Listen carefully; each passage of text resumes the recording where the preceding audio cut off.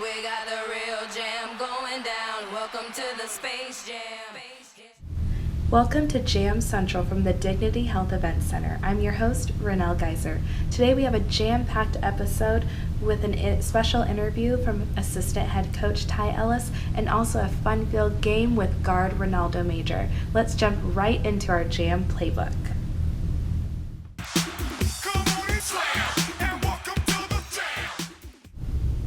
Welcome everyone. I have head assistant coach Ty Ellis here with us today. Good afternoon, Ty. How are you doing? I'm fine, thank you. Good. So just a little bit of background on yourself. You graduated from Southern Nazarene University back in 2001. Professional career, you've played all over in the United States, Germany, Turkey, Italy, just to name a few. Your coaching career, you started as an assistant coach for the Tulsa 66ers, Reno Bighorns, and then the Grand Rapids Drive. Yes. Almost 16 years in the basketball industry. So tell us how you got your start here in Bakersfield. Well, during last summer, Chris and I spoke. We spent a lot of time together in Reno. We spent time the previous summer during the summer league when the Kings won the championship. And so Chris and I just always kept in touch. And when he was thinking about taking this position, I had some other teams that were calling me. I interviewed with. And once Chris got it, I called those teams and told them, no thank you. I want to work for Chris and I want to be in Bakersfield. That's awesome. How does it feel to be in Bakersfield? You know, honestly speaking, like this is such a family environment. Since day one, I met Bubba. And then I met Natalia, and she helped me get the whole school thing situated with my son. And right then and there, I knew like this was the right place. You know, that's great. Bubba has been fantastic. Chris is awesome. So I feel like I belong here. Oh, that's amazing to hear. Such an awesome feeling too, to Yes. have that, you know, work Yes. and family environment Yes. just intertwined together. Especially from my past experiences with different teams. Family comes first here. Yes. And it's evident. And that was a huge decision I made, and right now it's the right decision. Let's see here. How has it been working with a D-League team that is an extension of the Phoenix Suns?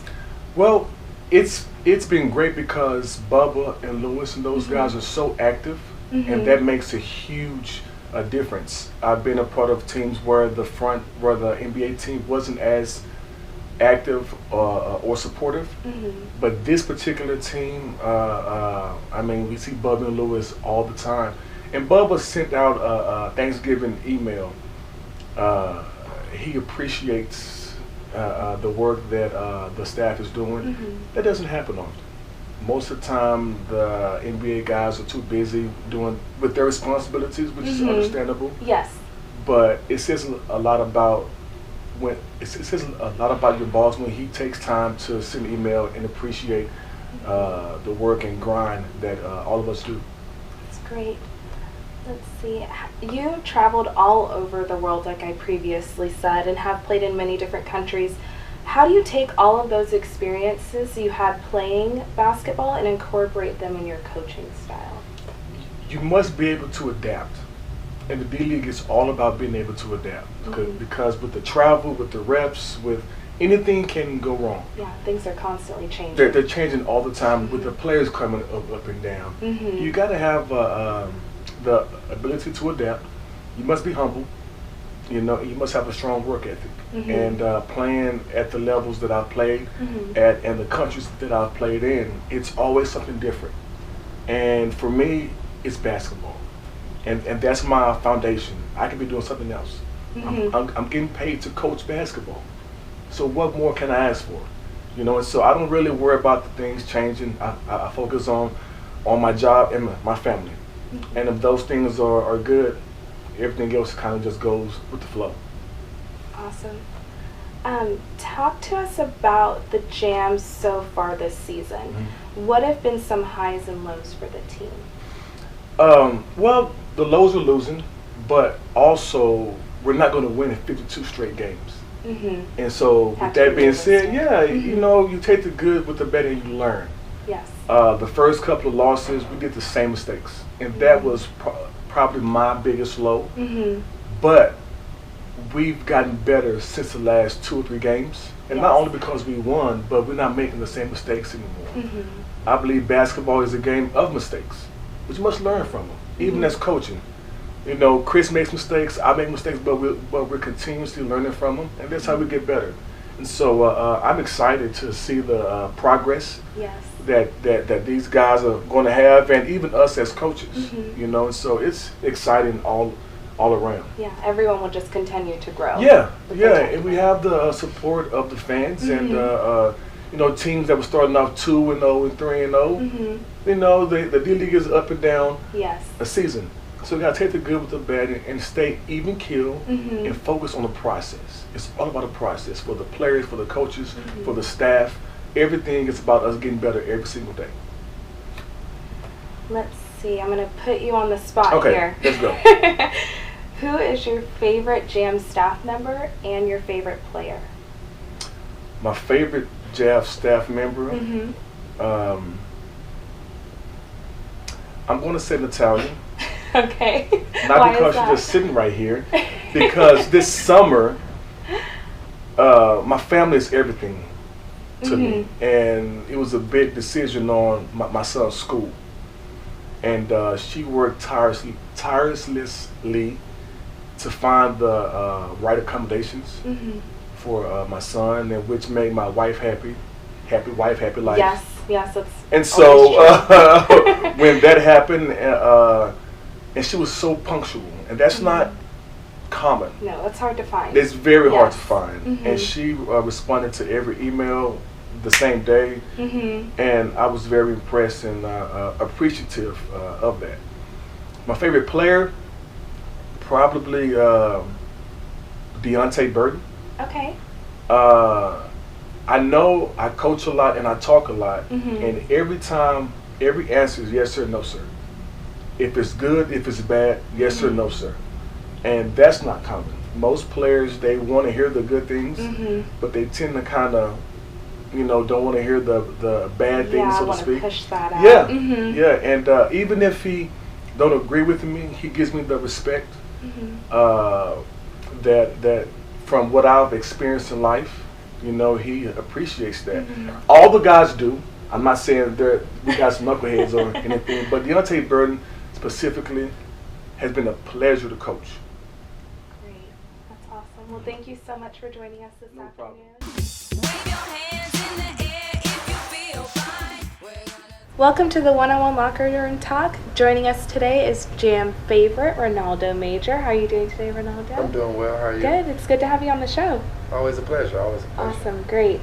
Okay, so you're returning for your 5th season. Jam partners have gotten the chance to get to know you throughout the years, but today we're going to do something a little different. I'm going to put you in the hot seat, and we're going to ask you, and we're going to ask you a few questions so you can tell us some fun and new stories about yourself that people don't know. I'm with that. Okay, here we go.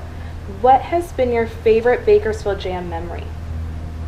LeRon, that was like my favorite. Him coming in the locker room, just being a part of the team, in the huddle with us, going down the line and clapping hands, making him feel so special and good, like he's a part of the team. Yeah, that was a great moment that to really, see. like, honestly, and I'm not just saying that because what he's going through, but that was really, really powerful, and it touched me. And even though we won a lot of games here, we won the D-League, the inaugural championship last year in the showcase, won the Western Conference Division, I think that was probably the most memorable, just being with him and just seeing the smiles on his face, even though he's going through a lot. That really opened my eyes, like how I should be blessed every day about living life, and how I should keep a smile on my face no matter what I'm going through.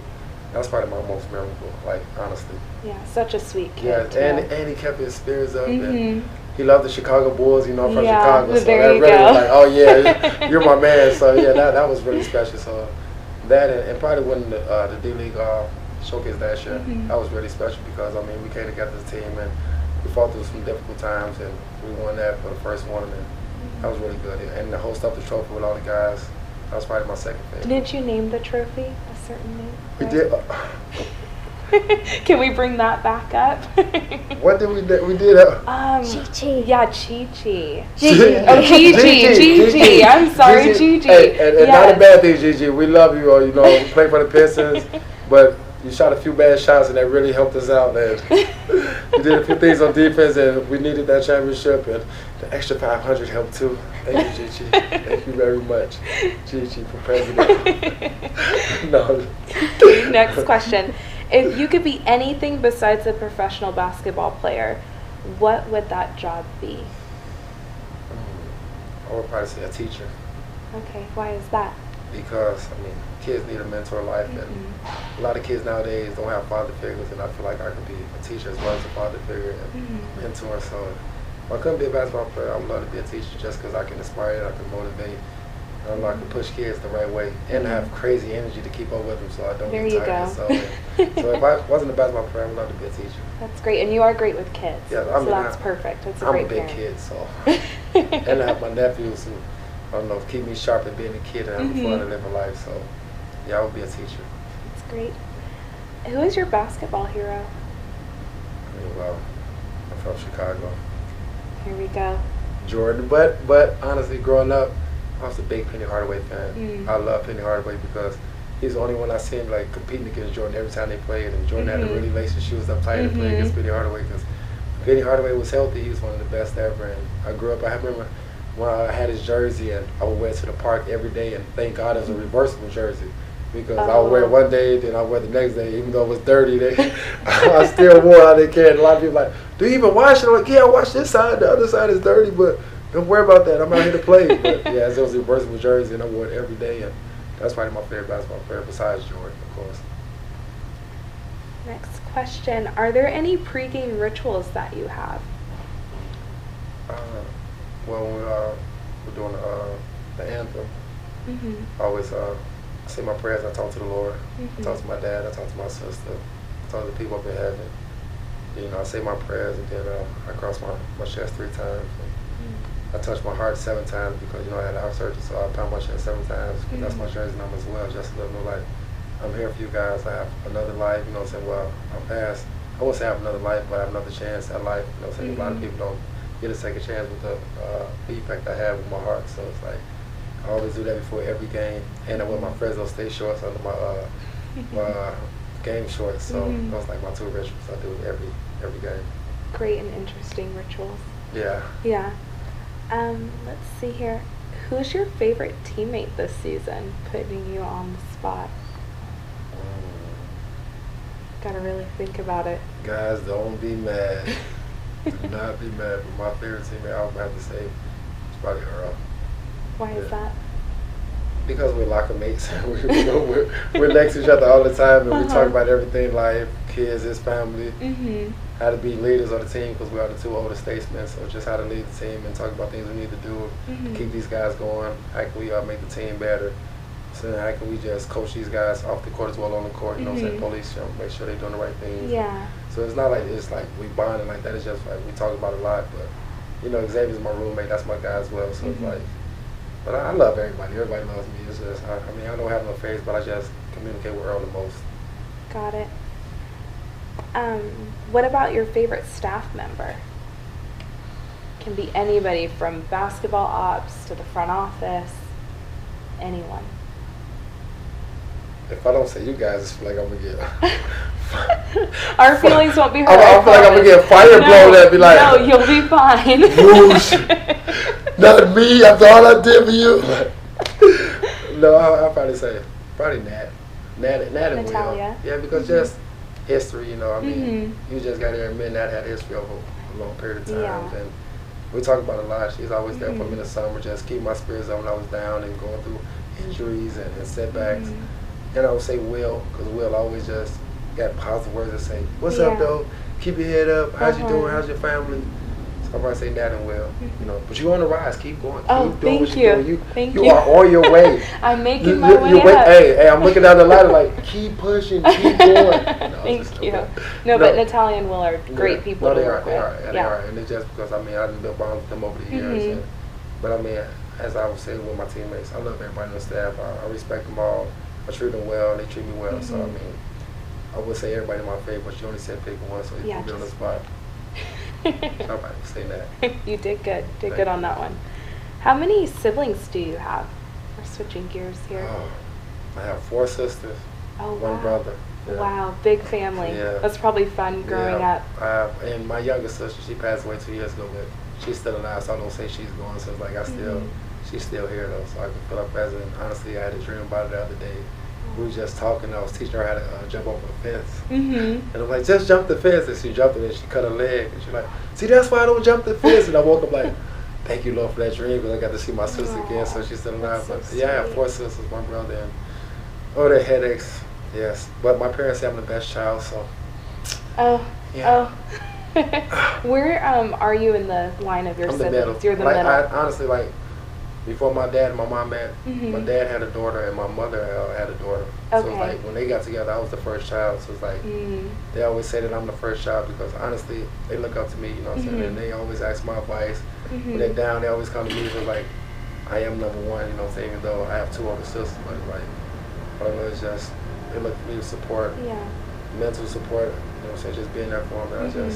I feel like I'm number one even though I'm the middle child, the third child. Big families are the best. Yeah, and it's like, it's growing up, you fighting, but as you get older, you're like, I love them, and thank you, Lord, for just having them in my life, because I don't know where I'll be without my brothers and my sisters, really, because very true. They really, really helped me get to where I'm at now, so it's like, I'm here though, but they're here with me as well. I love that. Yeah.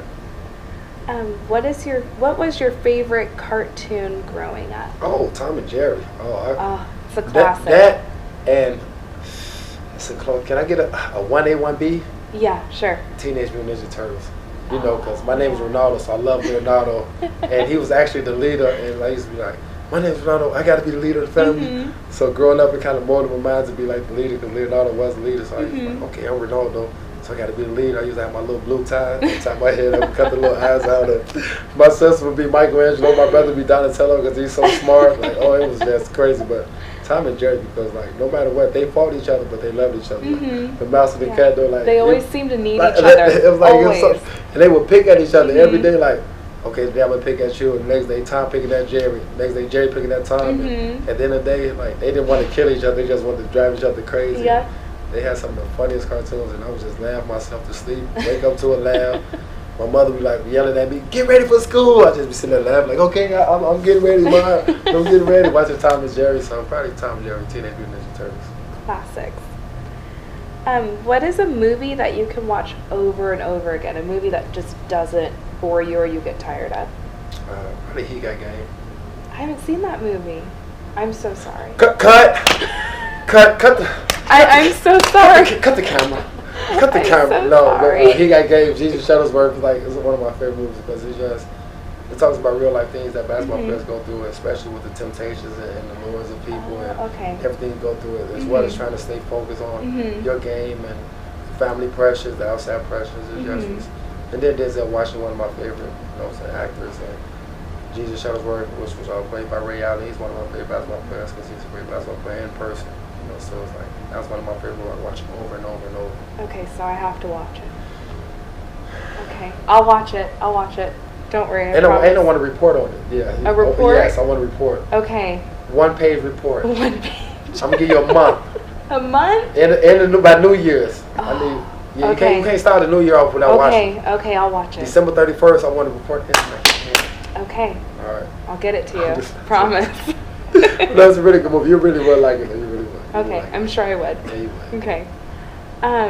Where are we here? If you could take a famous movie star on a date, who would it be? Think about it. Famous movie star. That I could take on a date. Oh my, there's so many. Oh my goodness. How much time do I have? I'll give you Give me 10 seconds. Yeah. 10 seconds. I'm trying to see. A movie star I could take. Probably would be, honestly, Stacey Dash. Okay.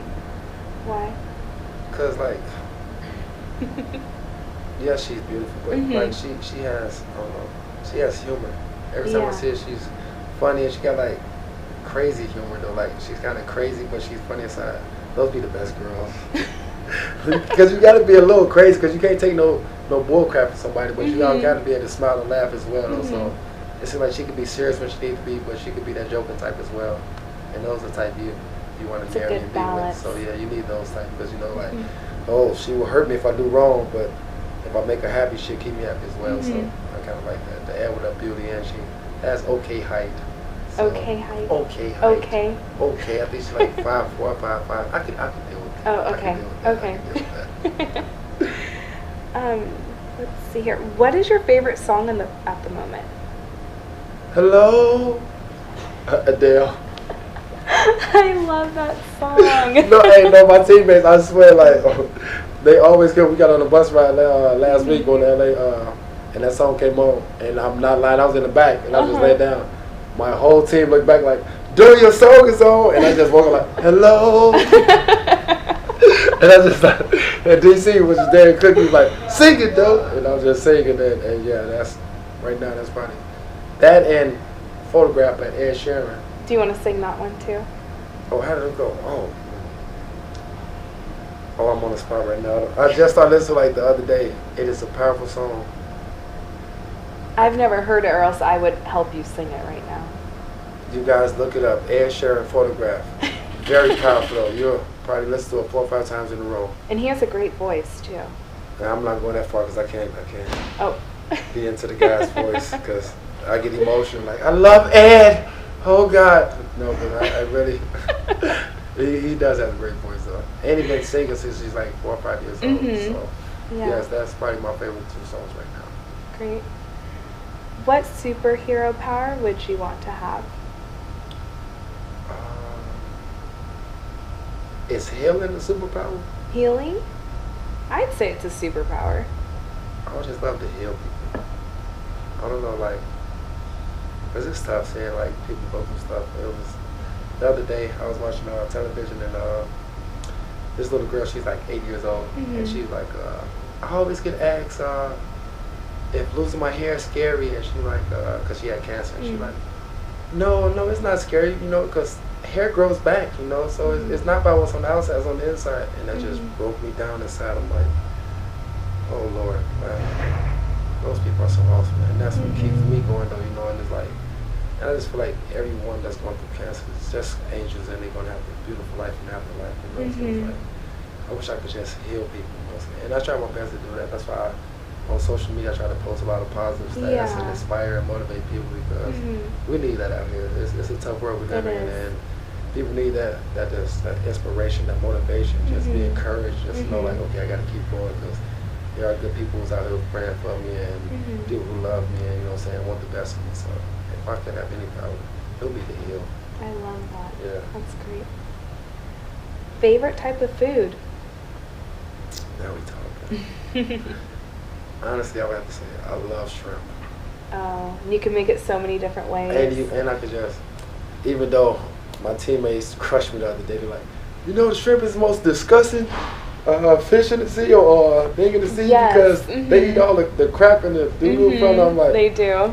For like 10 seconds I said, ugh, and then I'm like, okay, and I'm still going to eat it. Keep eating whatever you eat, shrimp, because you guys say it's good, but I love shrimp. I can eat shrimp like literally all day. Shrimp all day, and that, and I mean, of course, chicken. I love chicken, but shrimp. I'm thinking about Red Lobster right now. Can't go wrong. I need a Red Lobster just meal right now, but I love shrimp. Shrimp. Share something Jam fans don't know about you. I am and it's normal for everyone, but I'm a big movie head. I love watching movies like, and X got the Netflix on the PS4, and you might as well say it's my PS4, because like, I tell him like, look, I need this, I'm about to watch movies, and he's just like, all right, go ahead. I watch every movie, like, and my whole family know too. They're like, oh, if he haven't watched a movie, then it must not be good. I watched every movie in the world, though. And I quote movies all day. My team was like, you always quote movies, because that's all I do is watch movies, and now I got to watch the new one that just came out, Moby Dick. That looks great. Yes, I really want to see it, but I don't know if I can see it in the movie theaters, because if that whale pop up out of the water, and gotta prepare I probably yourself. would lose. No, I'm serious on that screen, and that whale pop up, and I'm scared of water as it is. I would just probably have a little stroke or heart attack in there. But I want to really watch the Moby Dick and the Creed movie, by Rocky Balboa and Creed. So great. I haven't saw those two yet, but I love movies. I can watch movies all day. And What's never your get bored. favorite genre? with movies? Honestly, probably would say drama, because I love being on the edge of my seat. I love, like, because, I mean, I don't want to get bored during a movie or fall asleep, but I like something that keeps me going, like, okay, I got to keep watching. Then at the end, I'm like, oh, yes, perfect. I love drama. And honestly, even though I know it's not a good thing, I love mafia movies. Because it's just, those are like, great, yeah, because, like, I'm non-violent. I would never hurt nobody. I would never promote violence, but it's just something about them that intrigues me. Like, they stick to a code, and it's like, it's all about family. Yeah, like, because most of them, like, are really not bad guys. They just do bad things. They have good hearts. They have great families, but it's just like, that's the life they chose. And it's like, why did you choose that life? You could have been anything else, but it just intrigues me, like, their mindset, how they stick to the code, how they follow guidelines, how they follow rules, and it's like, they really are, like, man, they're very disciplined, even though they're bad people. They're very disciplined, and that's just, I don't know, that's very intriguing to me. Have a touching story, personal story that you'd like to share with us, if you want to go ahead and share it. Yeah, it was about my heart. I mean, well, most of you know me, and know that I had heart surgery 8 years ago, and it was just tough how it came about, because I was with the Denver Nuggets, and, like, honestly, like, 2 weeks before that, I got a deal in Italy, and it was like a 1 year, and they wanted to pay me like $150,000 for 1 year, and I was like, okay, I'm thinking about that, and my dad was like, take that deal, it'll change your life, and I'm like, Dad, I don't want to go overseas, like, I want to go to the NBA, I'm an NBA player, I'm born in the States, I should play in the States, I feel like I'm an NBA player, and Denver Nuggets want me to come to camp, and he's like, I know, but the chance you're making that team is so. I feel like you should just go overseas. It ain't nothing but 8 months. Just go get the money. And I'm like, and we got in a little argument. And my dad and I never argued. Like, never argued. We never had a conversation, anything. And he's like my best friend to this day. I swear, he's still in my heart and live within me. But it was like, I told him, like, no, I don't want to go. I don't want to go. And he was just like, well, all right, then, your life, your decision. And I ended up going to camp with the Denver Nuggets. And I mean, I'm doing well. I'm playing against J.R. Smith. I'm working my butt off. Coach George Carl, who's the coach for right now, so I go on the Kings, like, no, you're an excellent worker. You work hard, like, keep working hard, son. You're going to make this team. Keep doing the right things. You're positive, you're energetic. We love your body language around here. You're always upbeat, you're spirited. I'm like, I'm talking about that. I'm going to make the team. Like, see, I know I made the right decision. And the next day, like, I went in for a physical, and the doctor was checking my heart, and he put the, I don't even know. Stethoscope, yeah, right? I'll let you say that. That's a hard word. I don't know how I just spit that. But good job. Thank you. He put it out to my heart, and I actually felt my heart like it was a different beat. And the doctor was like, "Did you hear that?" I'm like, "Yeah, I heard that." And he was like, "Well, that's not good. We're gonna run some tests." And he was like, "We're gonna come back tomorrow and let you know." And I went home to the hotel, and I just knew something was wrong though, because like a year before that, I never told nobody though, but I didn't even tell my parents anything. It was like, I was on the court and playing open gym with my friends in the summer, and I passed out on the court, you know, and because I was going up and down the court, and I just felt my body feeling weird, and I passed out, and I look up. When I got up, it was like 30 people over me, and my best friend was there, and they was crying. I'm like, whoa, what are y'all crying for? I'm like, you passed out, you was out for 5 minutes, you weren't breathing, we thought you was dead. I'm like, really? I'm like, I didn't even know that. Like, I didn't, and like, you probably call the hospital. And so it's kind of like, no, don't call the hospital. I'm okay, leave me alone. And I'm like, what? Like, and I just went home. And I'm not lying, I just took 2 aspirins and I soaked in the tub. And I never told nobody. And I knew something was wrong, but I didn't think it was to that a certain extent though. And the doctor was like, but yeah, you was born with a loose valve. And granted, I've been playing basketball 25 years, you know, and never knew. You know what I'm saying? I couldn't, like, and the doctor was like, yeah, it's a loose valve going in between your heart and your lung, and every time you get excited or your heart gets pumping, it bounces on that that aortic valve, and it causes you to lose breath. And you're like, at any time you could have collapsed. And I woke up, and like, Renaldo, you're blessed, because a lot of people don't wake up, and a lot of people when we find out about this, they're already on the deathbed. You know what I'm saying? We're not dancing. And I'm like, well, I always knew I was special, doctor. And he's like, yeah, you are very special. And honestly, I didn't sign with the Denver Nuggets, so I really didn't have the money to pay for the heart surgery. And the doctor, he was an angel. He was just like, Renaldo, you just seem like a great kid. You're sitting here now, you're not scared, you just upbeat, you're smiling. And like, we're going to do the surgery for free, and they ended up doing it for free, and it was like Oh, that's amazing. a $50,000 surgery, you know what I'm saying? They're like, we're going to do it for free. And he's like, all I want NBA tickets when you make it, you know what I'm saying? Yeah, and it was like, his name was like Dr. Saul, he was like Muslim, it was like Dr. Salud at the Chicago hospital, and he was like, I just want tickets when you make it. We're going to do it for free, and they ended up doing it, and you know what I'm saying? And I was okay, and the next year I got held out to sit out the whole year, and then after that year passed, my dad died the next year, and I was like, worse it did anything. Like, I could do the surgery 101 times, and time my dad back, it was like so tough to lose him, and it was just like, oh. So I get a new heart, and my heart get broken again. It's like, but I always say like Jesus went through way more than what I could ever go through. So that's like my rock. I always think of him like, Jesus, this is nothing. I can get through this. You got through everything, and you still kept your joy, and you smiled. So that's why I always smile no matter what, because like Jesus still smiled. He went through worse pain therapy. So I'm like, if you can do it, Jesus, I can do it. So that's why I went with my heart. And after that, I was healthy. I got back to it, but my passion wasn't really there. Like, but my dad was my best friend. I would call him every day after the game, and so it's like I would just go through the motions. And my family, my friends would see that like, he's just going through the motions on the court. Like, you don't have that Renaldo Major edge no more. And I kind of lost it. And so the last few years, it's just I've been trying to get it back. That's why I just really like, I want to go hard and teach these guys how to play hard. That's why I love coming back to the D-League and mentoring these guys and showing them how to work. You know what I'm saying? How to have good character, you know what I'm saying? How to be a good teammate, how to be a good person. So, yeah, and I'm just so happy and blessed in my life. Like, I thank the Lord every day, like, thank you, just thank you. And I'm going to prove to you every day how thankful I am of you. That's why I come out every day, smile, be spirited, and just show that I love the blessing that you gave me. So, because, like, growing up, you know what I'm saying? I wasn't always the perfect kid. I was a good kid, but it's like I had, you know what I'm saying, a few demons I was fighting, you know what I'm saying? It's like, but I always respectful, I was humble, but it's just like, I ended up going to Fresno State my senior year, and then I ended up getting kicked off for just being a follower, and my dad was so mad at me. Like, I still remember to the day him just cursing me out, like, you being a follower, you not being a leader. I told you to be a leader. And after that being that senior year, after that, I just like, I promised to be a leader from now on. I'm going to be a leader on every team.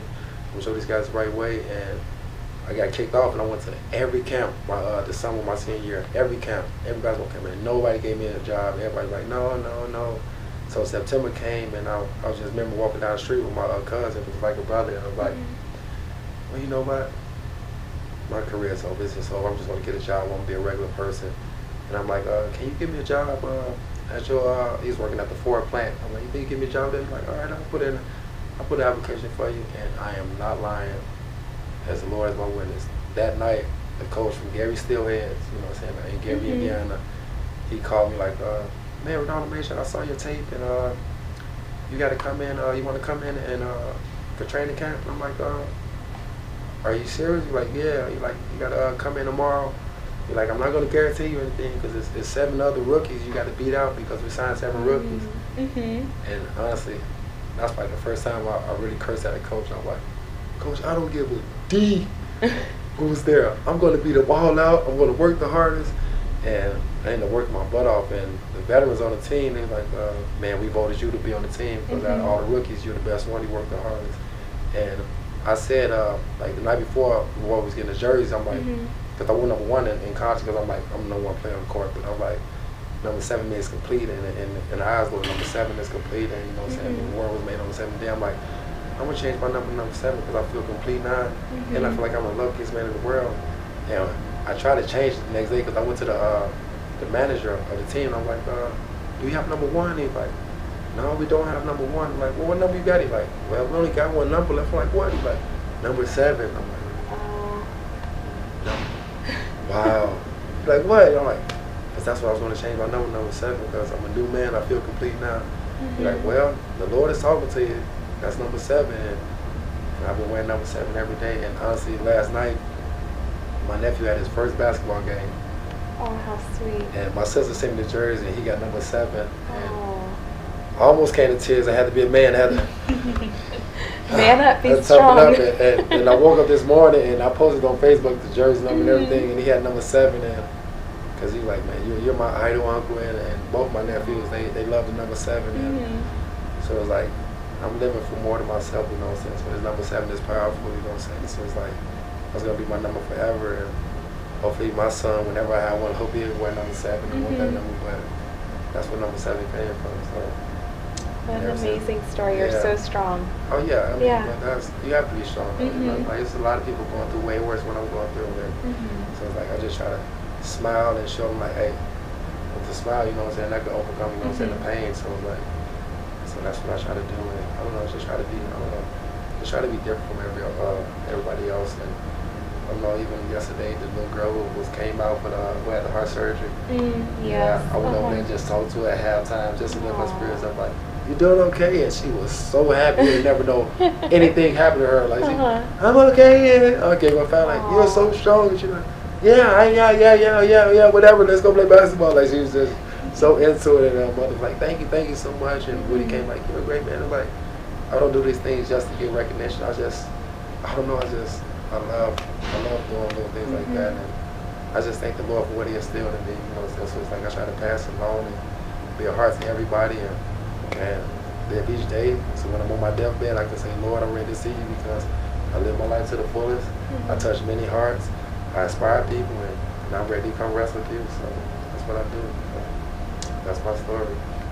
Welcome back, everyone. We'll be closing off our episode today with Off the Court News. Everybody get up, it's time to slam now. We got The Bakersfield Jam staff and also our mascot Swish were able to participate in Bakersfield's 33rd annual Christmas parade. On behalf of the Jam team and staff, we would like to thank our Jam partner Dignity Health for having us on their float. Let's check out how the parade went.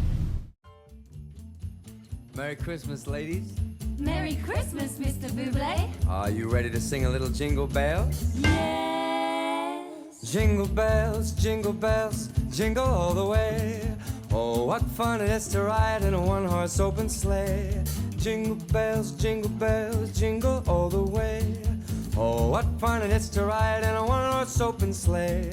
Dashing through the snow in a one-horse open sleigh. All the fields we go, laughing all the way. Bells on bobtail ring, making spirits bright.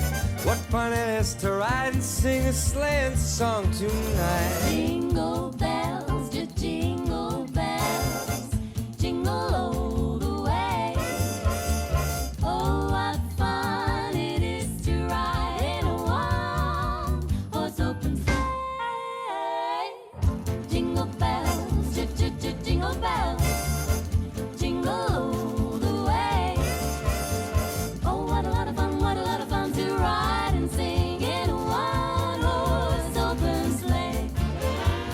Dashing through the snow We are dashing in a one-horse open sleigh. one-horse sleigh. All the Thank you all of those who stopped by with us this afternoon. Look for our next episode December 25th at 3 p.m. And don't forget to keep up with the Bakersfield Jam on Facebook, Instagram, and Twitter. I'm your host, Renaldo Major, signing off from the Dignity Health Event Center. Have a wonderful day.